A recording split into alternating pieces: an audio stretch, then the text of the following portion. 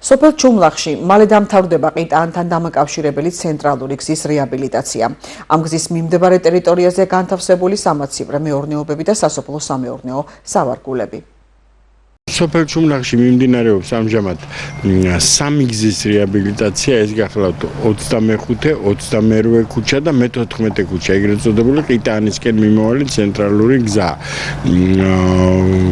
ჯამში სამივე უბნის სიგრძე არის 1300 კილომეტრი და 300 მეტრამდე, ჯამური ღირებულება შეადგენს 800,000 ლარზე მეტრს და ეწყობა ასფალტის საფარი თავის სანიაღვრებით, სადაც საჭიროება მოითხოვა სანიაღვრების მოწყობა და საკმაოდ ფართო გზა ეწყობა ის ცენტრალური გზა, რომელსაც ყიტაანისკენ მიმავალი გზა ჰქვია.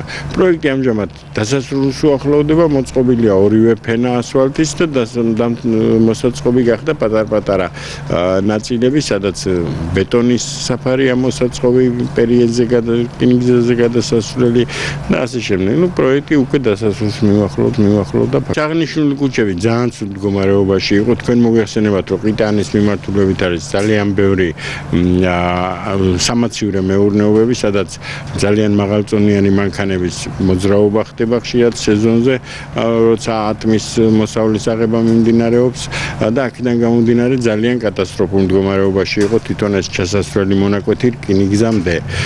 და მივიღეთ გადაწყვეტილება, რომ ეს გზა აღვედგინა და დაგვებრუნებინა პირვანდელ არა უფრო კარგ მდგომარეობაში.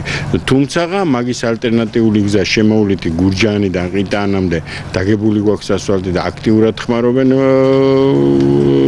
მოსახლეობა და ეს მანქანები ამ გზას, მაგრამ სანამ ეს გზა დაიგებოდა, მანამდე ჩავარდა ცუდ მდგომარეობაში ეს გზა და ემის რეაბილიტაციაც საჭირო გახდა.